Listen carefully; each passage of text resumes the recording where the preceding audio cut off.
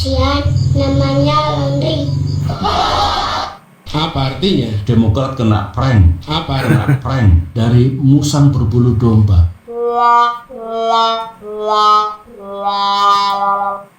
Halo guys, selamat datang kembali di channel Pasti Bisa. Gimana kabarnya kalian?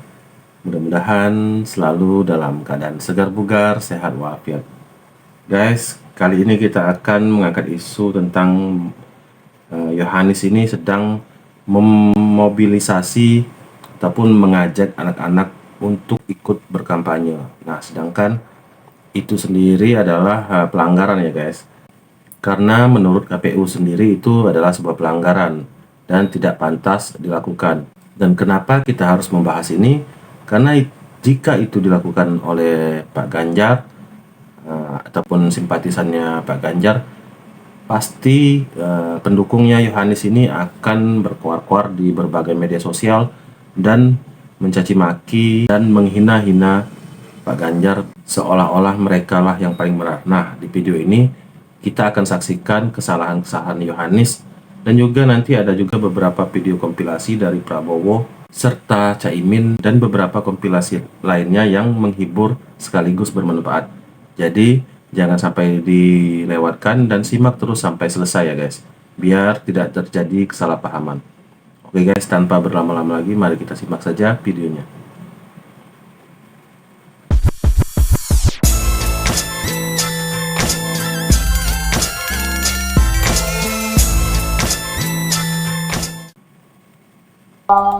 Musang berbulu domba itu di depan bersikap baik, manis, lembut, penuh persahabatan. Tapi Dek, Ada mas? aku harus ngomong. Ngomong apa? Aku seneng karo kamu. Juara apa tuh mas? Tapi aku nggak gandeng deh. Ya kan seneng kowe aku ora. Seneng kowe. Cebong-cebong kalau ngeliat ini pasti nangis. Tara, mak, jelek. Pada ngapain tuh foto-foto mejeng di pinggir sawah? Oh iya, lupa kan sebentar ketumnya lagi sendiri. pilpres ya guys. Biar kelihatannya lebih merakit gitu loh. Jangan lupa captionnya dibumbui. Peduli wong cilik dan swasembada pangan. Jangan lupa kalau mau pilpres mah gitu. Biasa fotonya di pinggir sawah. Biar kelihatannya pro wong cilik. Kasihan. Itulah terlalu banyak menghina. Aku cari-cari. Wajah seperti ini yang aku cari-cari. Aku melihat Indonesia di dalam wajahmu. Kelaparan, gizi buruk, antrian sembako, bodoh kurang pendidikan, bencana tsunami, gempa bumi, lumpur panas, semuanya menyatu di dalam wajahmu. Wow. Bisa kita lakukan? Kita Nah ini guys, ini cara mereka setiap berpikir. jengkal tanah di Indonesia. Siap? Anda akan kenalkan Pak Anies di setiap handphone rakyat Indonesia. Lanjut, share berita Pak Anies buat grup WA.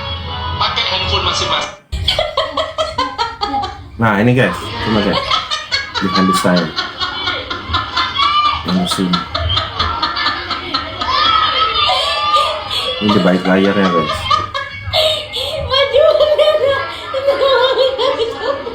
Bukan mesinnya ya. Itu anak-anak semua itu, anak kecil semua. Itu diatur.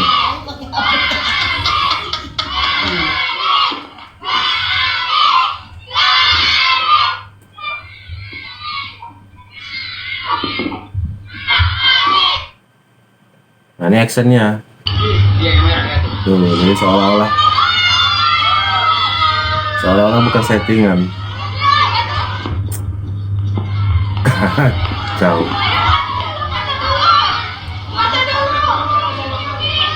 Ya ampun.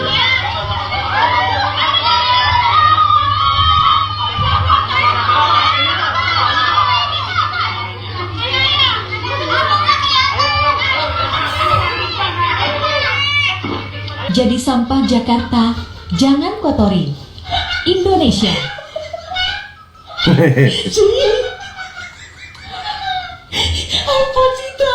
Keputusan Allah tuh. Nah ini Abaos. Nanti ada satu lagi guys, Abaos. Coba masing-masing Mundur diri. Hari ini untuk memproklamasikan roh atim setelah dibangun diresmikan saudara-saudara. Siapa pikir Raden Haji Muhammad Soeharto radhiyallahu anhu, wali 10 di Pulau Jawa, Sunan Soeharto, kalau Sultan Soeharto, wali di atas wali Senusantara. Wow, guys. Sebentar kita bahas dulu guys, sebentar. Tentang Yohanes tadi yang men-setting kampanye ataupun kunjungannya ke satu wilayah. Kalau kita bisa lihat tadi video tadi guys, itu kelihatan banget Yohanes ini ingin meniru-niru Jokowi dan Pak Ganjar.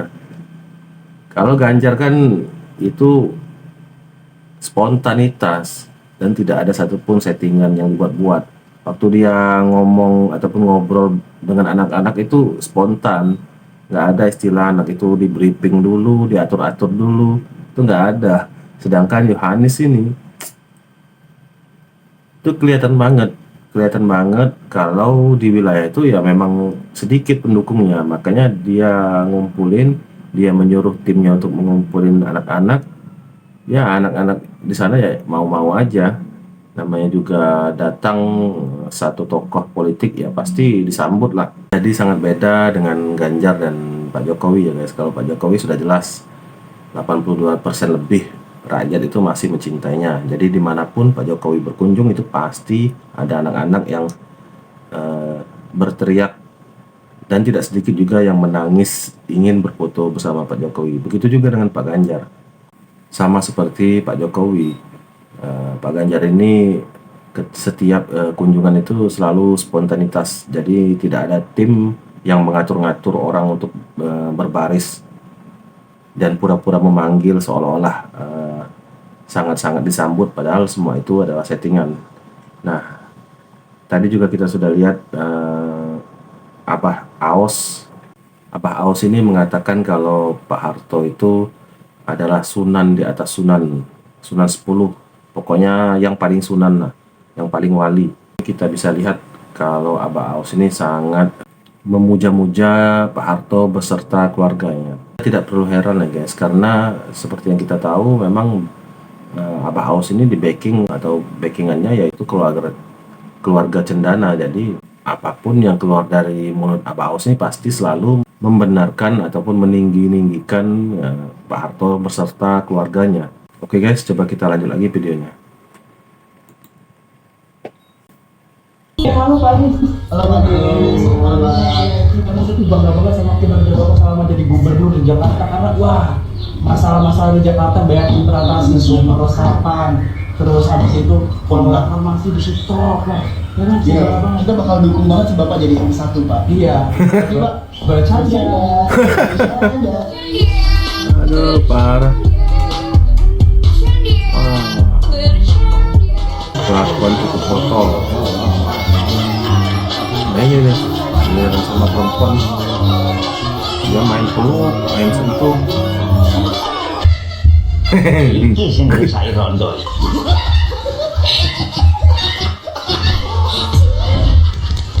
Kita memperoleh apa yang tadi sudah disebutkan oleh Ima ini, jadi yang data yang sudah diolah ya? Ya, data sudah diolah. Oke, apa saja kejanggalan data ini?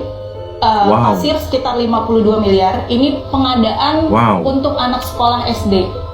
Jadi saya juga nggak tahu fungsinya untuk apa. Terus di sini juga ada thinner sekitar 40 miliar dan helm proyek ada 34 miliar. Helm proyek. Sebentar. Jadi ini anggaran Dinas Pendidikan untuk peragaan, untuk alat peraga sekolah. Alat peraga sekolah helm proyek. Iya. 34 miliar. Oke.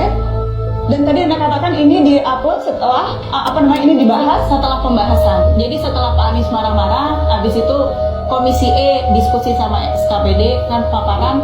Setelah paparan kita minta sampai dengan lembaga keuangan.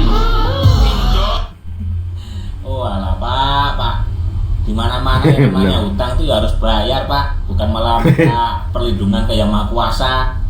Kenapa? Berdoa biar yang hutangi tiba-tiba lupa atau ikhlas gitu ya. Jadi kita ada harus susah bayar hutang gitu. Enak ya. Nah, ini tentang Pak Prabowo. Pandangan Bapak terhadap korupsi gimana nih Pak? Kalau ada anggota gerindra korupsi, saya yang akan masukin ke penjara sendiri. Oke. Kalau Pak Prabowo baru gimana? Kalau memang hukum mengizinkan, kalau dia masih dianggap masih bisa dan rakyat menghendaki dia, karena dia punya kelebihan lain, mungkin korupsinya nggak seberapa. Wah, cepet banget Bang pikirannya.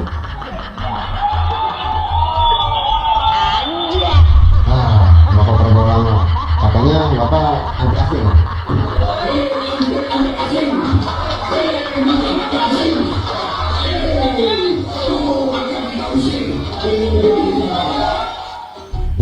Ya. Kalau Pak Prabowo gimana? Anti asing juga? Kita memandang Tiongkok sangat penting bagi Indonesia, jadi kita harus punya hubungan baik.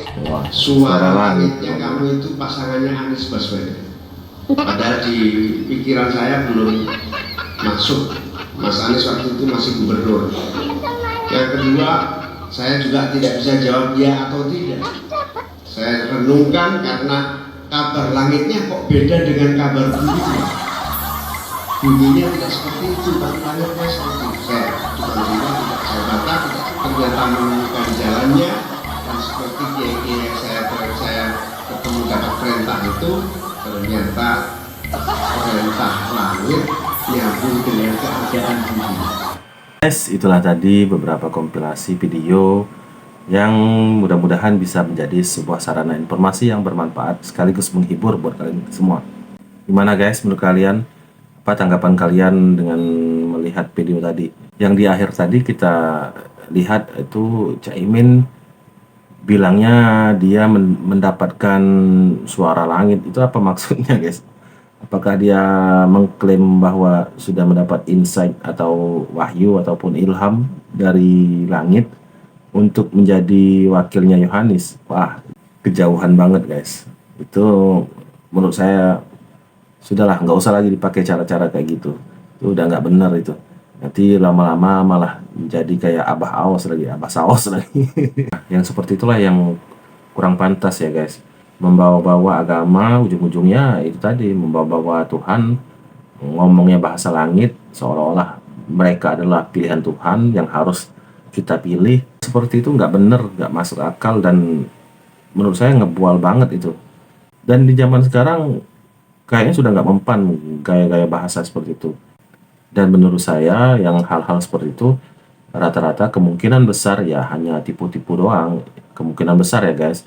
Karena nggak ada bukti, nggak ada satupun bukti yang menunjukkan kalau dia benar-benar menerima bahasa langit ataupun wahyu ataupun apapun istilahnya itu. Dirinya sendiri yang mengklaim sendiri, tidak ada saksi, dan kita disuruh harus percaya. Wah, kalau saya sih ogah ya guys. Nggak tahu kalau kalian, gimana menurut kalian guys? Apakah kalian percaya omongan Caimin tadi?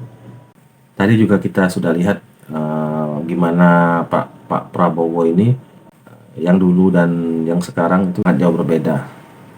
Dulu dia bilang kalau korupsi akan menghukum kadernya yang korupsi, bahkan dia sendiri akan turun tangan. Dan belakangan ternyata dia memaafkan para korupsi dan memberi kesempatan para korupsi untuk kembali berpolitik. Ada juga Prabowo yang dulu sangat membenci antek asing segala macamnya, tapi kemudian hari dia berubah lagi dan mengatakan kalau Tiongkok itu sangat berguna dan bermanfaat untuk Indonesia. Nah, dari sini saja kita sudah bisa menilai guys bahwa omongan Pak Prabowo ini ya berdasarkan sudut pandangnya yang terlalu pendek, tidak visioner seperti Pak Jokowi. Oke guys, itulah tadi beberapa komentar saya mengenai video ini. Bagaimana menurut kalian? Sekali lagi, kalau ada komentar yang berbeda silahkan tulis di kolom komentar. Terima kasih buat kalian yang sudah klik subscribe. Buat yang belum, silahkan klik subscribe karena subscribe itu gratis. Dan semoga yang sudah subscribe diberikan rezeki yang melimpah. Amin. Sampai di sini dulu, tonton juga video-video saya selanjutnya. Salam NKRI.